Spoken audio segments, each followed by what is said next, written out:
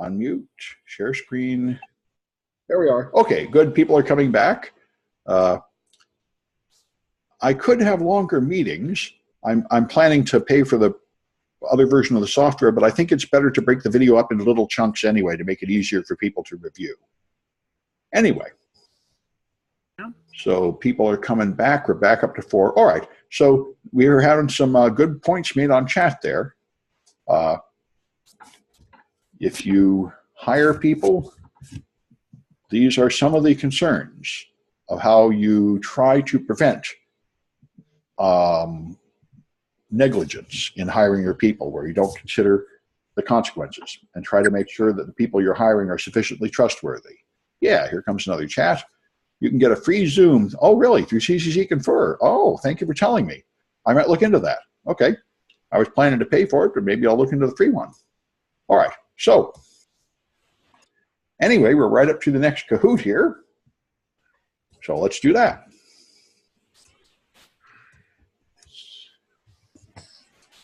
I'll leave that site, and I want to run this Kahoot right here. All right. I'm going to minimize that stuff to get it off the screen. And there we go. All right.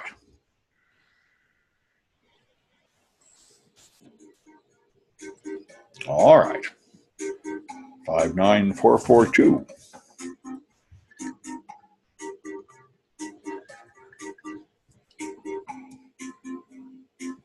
Oh, we're up to 7.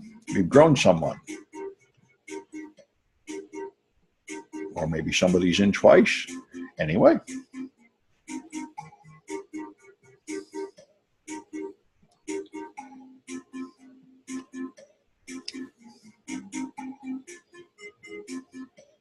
All right. I'll wait another 10 seconds.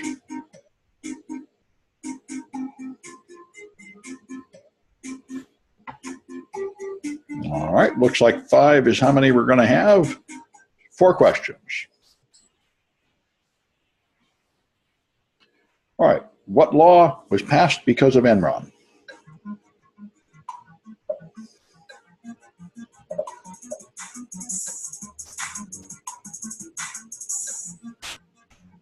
Someone else must have joined. You have 5 answers, and yet it didn't stop. Okay. Good. Sarbanes-Oxley is the answer. All right. Which of these is not a law?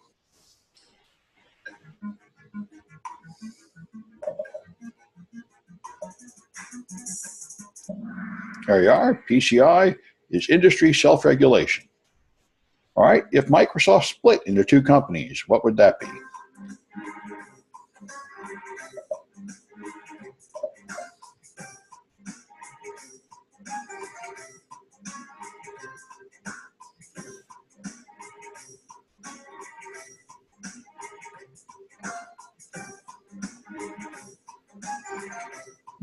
That's divestiture. This was a real possibility back when they got sued over Windows 98, but they managed to escape it. All right, what document specifies specific products like McAfee antivirus?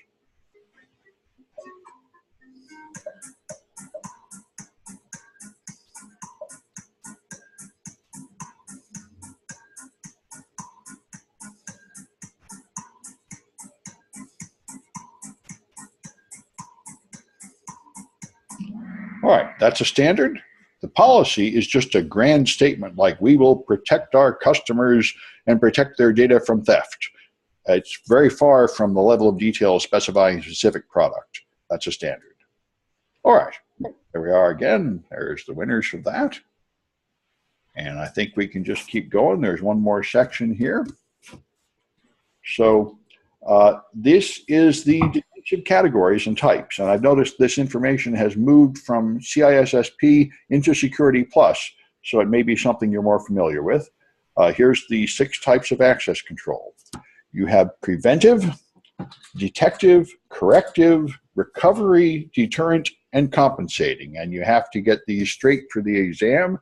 Preventive controls actually stop something bad from happening, like a armed guard or a wall or something that really someone tries to do the attack and it gets in their way and blocks them. A detective control just alerts you when a bad thing has happened without stopping it, like a video camera. A corrective control somehow tries to repair harm after it's happened, like a malware process that tries to remove something after an infection has happened. A recovery control tries to restore normal service after a security incident, things like backups. A deterrent control tries to scare away attackers but is not actually preventive, like warning signs and signs that say there's a dog when there really is no dog. These things are effective in a weak way. They scare away some attackers, but more determined attackers can just go right past them. And then there are compensating controls where you have a control to compensate for weakness in another control. This is all the rage these days. Up until about 5 years ago, many companies thought they were going to be able to prevent attacks. And now they've all had to admit that they cannot avoid being hacked entirely. So they have to do what prevention is possible, and then they have to have an incident response team that will notice when there is a hack and then do something about it after it happens in the form of a compensating control to overcome the fact that your preventive controls are not 100% effective. There's another way to split up control categories. So technically, each one of the previous 6 types of controls can also have one of these. So there would be a total matrix of 18 possibilities, I suppose. Administrative controls are statements of authority, rules, and the punishment is you'll get fired if you break them or something, just authority figures telling you what to do. Then there are technical controls, software, hardware, firmware, things like locks and antivirus and login systems with passwords that through technical devices prevent you from doing things. And then there are physical things. So, I mean, I shouldn't have included locks and technical. Those are the physical things that limit where you can go physically. And each one of the previous 6 categories can have one of these 3 properties. So here's some examples. Preventive controls like lock and man trap. The technical control is a firewall where an attack comes and the firewall stops it. An administrative preventive control would be a pre-employment drug screening, so you notice when you're about to hire somebody you don't want and you don't hire them. Then your detective controls, where you just try to monitor whether bad things are happening without preventing them. And then there are deterrent controls like signs and lights. A lot of people just put lights outside the building so people won't try to sneak in. You can have warning banners before your login, and you can have administrative policies that threaten you with things, even if those things are hard to really enforce. They'll scare away some offenders. All right, then there's risk analysis. I thought it's kind of funny. This is the only math in the whole CISSP where you calculate total expected loss in a year. So your assets are valuable things you want to protect. Threats are things that might hurt your assets, and vulnerabilities are weaknesses that will allow the threat to get to the asset. So if you take threat times vulnerability, you get risk. This is more of a qualitative statement than normally a strict mathematical thing.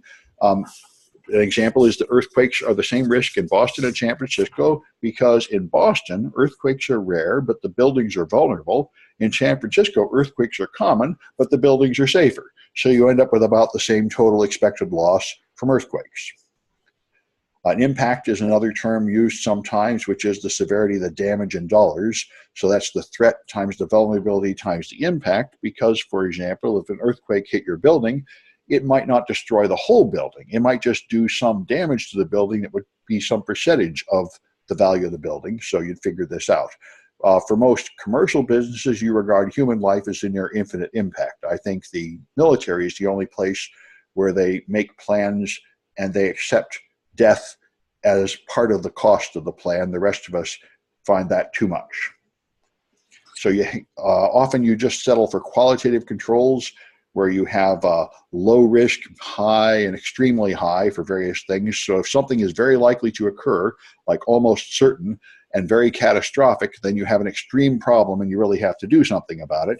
If something is unlikely to occur, then or if something has small amounts of harm, an insignificant amount of harm, you might choose not to do anything about it. And that we're coming up to, which is the responses to these risks. So here's the math, such as it is. If your asset has a value, you have an exposure factor, which is how much of the asset's value will be lost if the threat happens. Then you have the single loss expectancy, which is how much it will cost if you have one loss. And then you have the annual rate of occurrence, which is how many losses like that you expect in a year. So if you multiply the single loss expectancy by the annual rate of occurrence, you get the annualized loss expectancy. And this is what you really want, because that tells you how many dollars per year you're going to lose from this problem. And obviously, you only want to employ controls that cost less dollars per year than that, or you're losing money. So that's a part of total cost of ownership. If you buy something and then you have to have expensive security controls to deal with it, it increases the cost of ownership.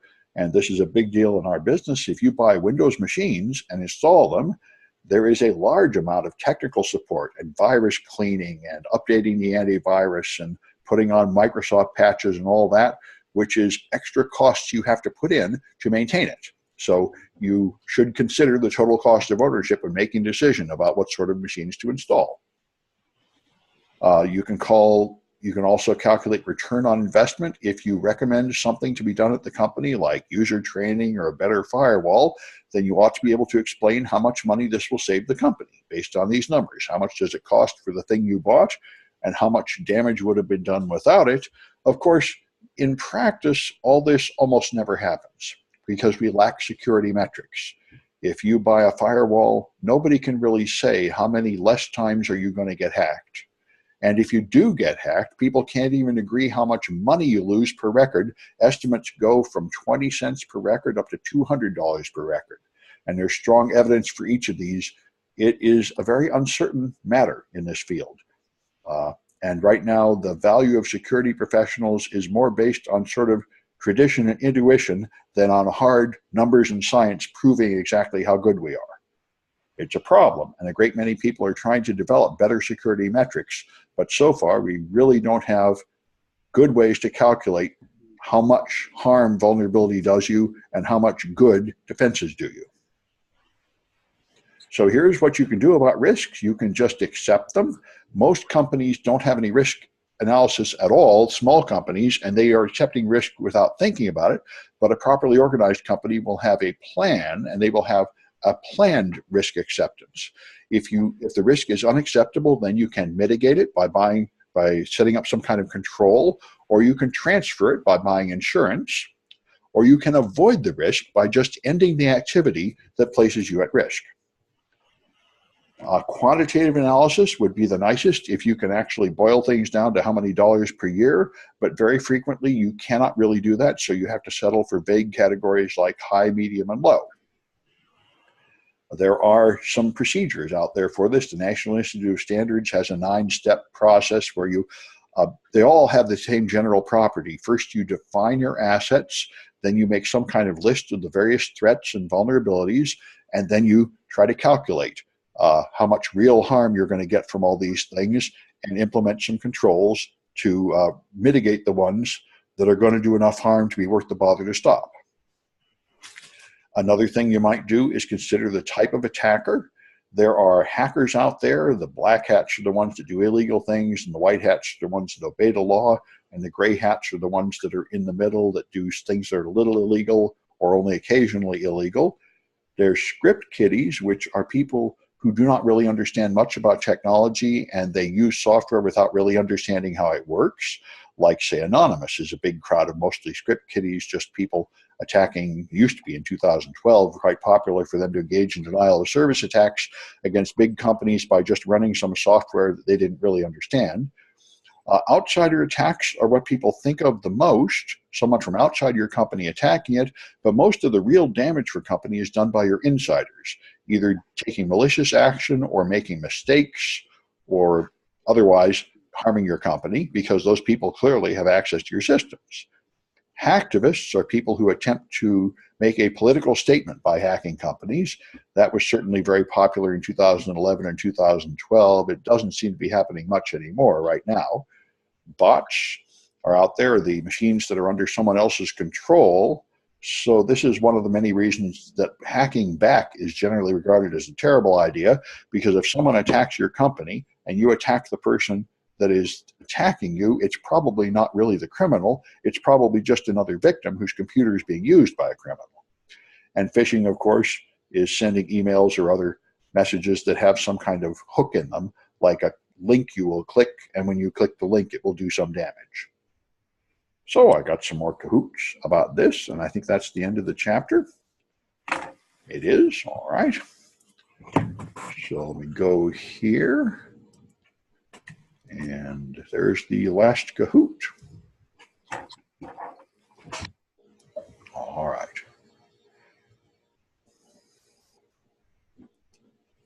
There it comes, 431-270.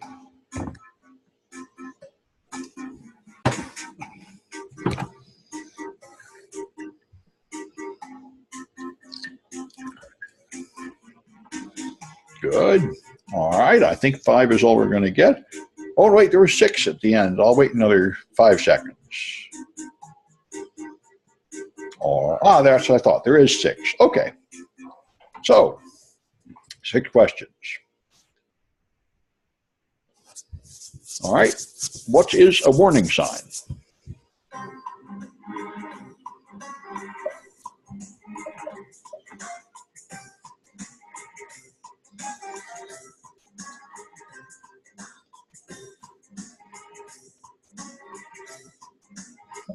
Okay, that's a deterrent.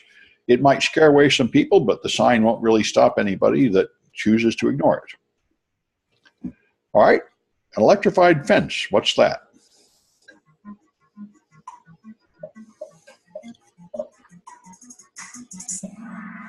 That's preventive, of course. That will really stop attackers. All right, a security camera. What's that?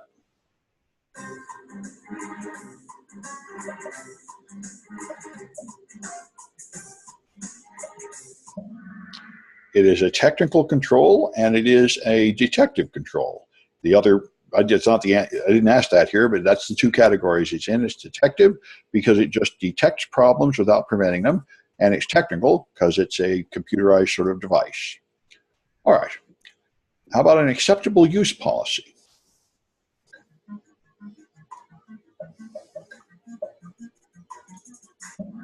All right, that's administrative, of course. All right.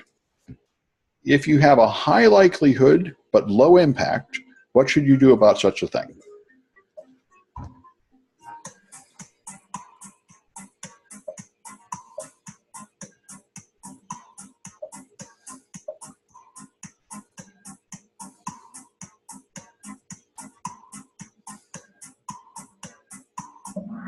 All right.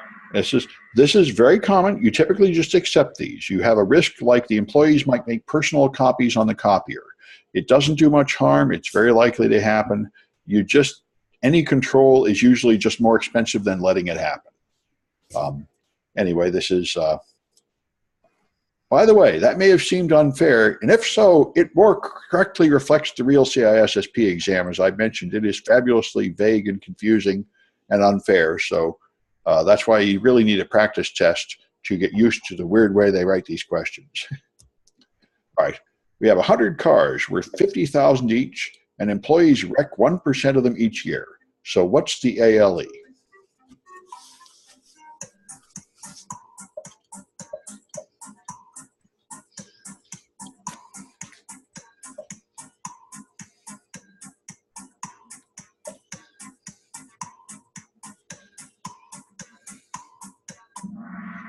All right, it's 50K. As you can see, you may notice, of course, that we are not considering harm to the employees themselves here, but just the cars. But of course, realistically, that would be another concern. All right. All right, so there we are. More winners again. All right, so that's it for Chapter 2. Chapter 3, the test is up. The slides are up and such. So that's it, I guess. I'll see you a week from today, and we'll do Chapter 3. If anybody has any questions or anything, I'll leave this on for a few minutes to see if I get any chat. Other than that, I think we're done for a week.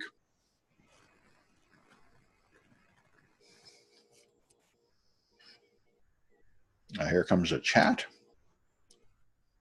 Okay, just saying thanks. Good. All right. And I'll look into that free Zoom account. Okay. Thank you, Haifeng. And Rachel, good. I guess I'll see you folks in a week.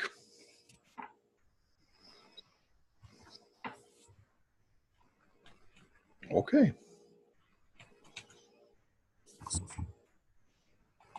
All right, I'm going to end the session. Have a good week.